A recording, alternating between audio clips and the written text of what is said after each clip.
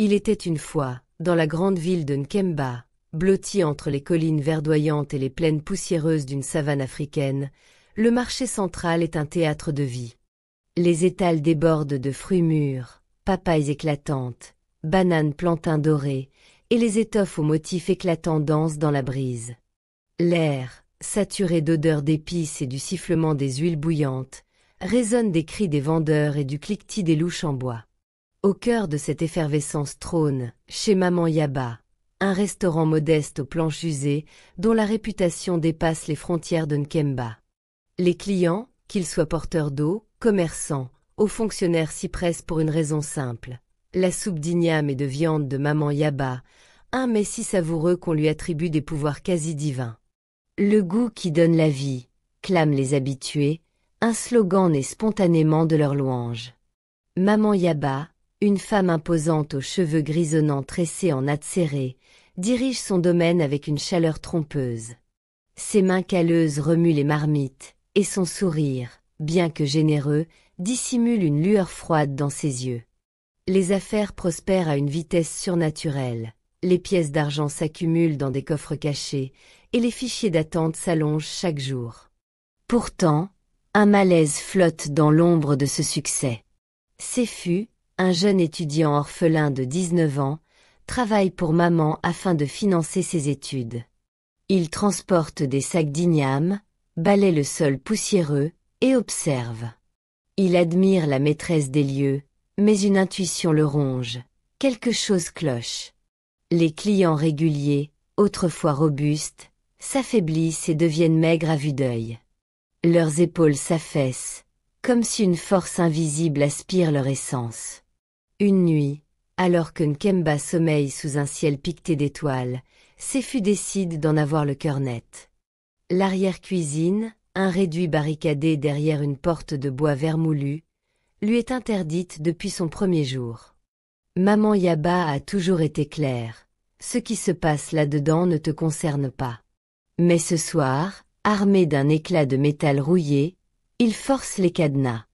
Une odeur putride le frappe, un mélange de chair humaine en décomposition et d'une nauséabonde. La lumière tremblante d'une lampe tempête à huile révèle un spectacle cauchemardesque. Des jarres en terre cuite, alignées comme des sentinelles, contiennent des morceaux de chair humaine, doigts coupés, lambeaux de peau pour y arracher aux tombes du cimetière de Nkemba. À côté, des cruches débordent d'une eau trouble, jaunâtre, parsemée de filaments organiques. L'eau des morgues, celle qui sert à laver les cadavres avant leur dernier voyage. Sur une planche tachée de sang séché, un carnet relié de cuir détaille le rituel de Maman Yaba. Les mots, écrits dans une encre rouge qui semble être du sang humain, est encore humide. Chaque nuit de pleine lune, Maman Yaba se rend au cimetière, une lame courbée à la main. Elle murmure des incantations dans une langue inconnue, invoquant une entité mystique, un esprit avide tapi dans les ténèbres. Elle creuse la terre fraîche, arrache des morceaux de chair aux dépouilles encore tièdes, et les offre en hommage. L'eau des morgues, recueillie dans des eaux souillées, est bénie par des gestes frénétiques au-dessus d'un autel orné d'ossements. En échange, l'esprit lui octroie richesse et gloire, mais à un prix. Chaque plat qu'elle sert, infusé de cette chair humaine et de cette eau maudite, vole un fragment de vie à ceux qui le consomment. Leurs forces s'évanouissent, leurs âmes se consomment, et l'esprit en savoure leur vitalité, tandis que les coffres de Maman Yaba se remplissent. Séfu referme le carnet, les mains tremblantes. Il vomit dans un coin, terrifié par ce qu'il vient de découvrir.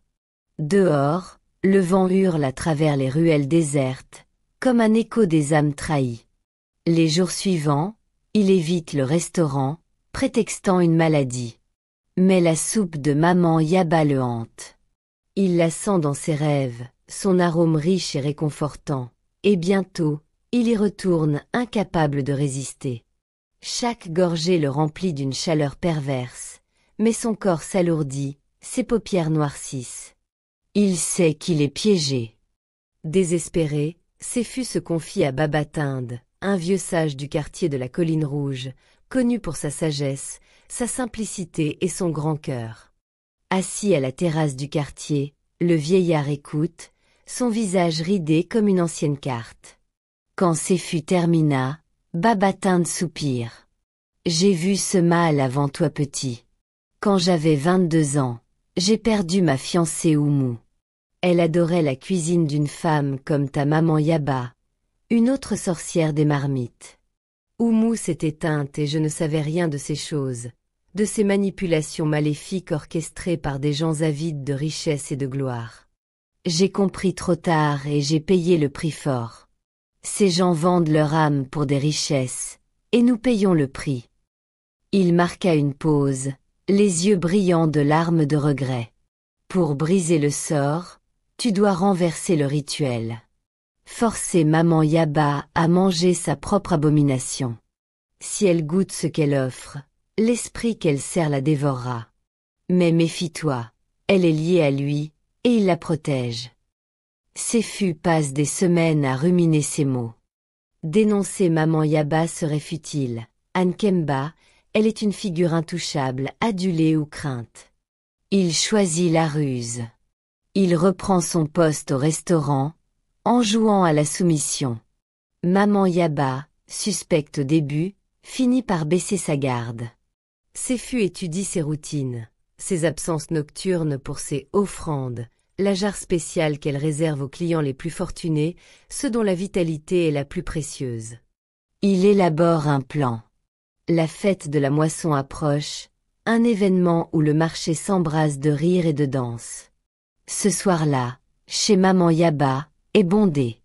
Les clients crient le slogan « Le goût qui donne la vie ». En levant leur bol.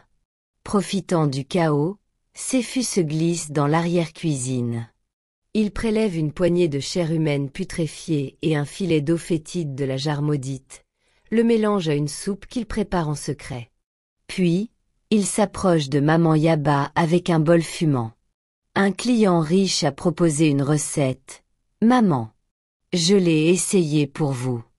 Goûtez, vous verrez. » Flattée par l'attention, elle accepte, ignorant le piège.